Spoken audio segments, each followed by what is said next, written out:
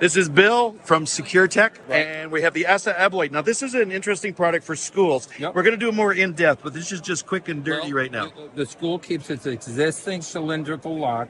They add the SAFEBOlt. That's all it takes for the teacher to put it into lockdown mode.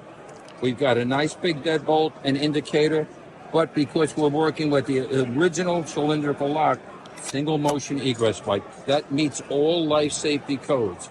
We're not locking children in a classroom, and the school can keep their existing hardware. So now it's locked. It's in lockdown mode. Nice indicator, deadbolt. It goes right into the strike, and we have outside egress for our Oh, kids, my goodness. first responders. Or God forbid, if a child got locked in the room, administration can get in right away. So- but we're working with their existing platform, their existing cylindrical lock. They don't have to go out and buy new hardware.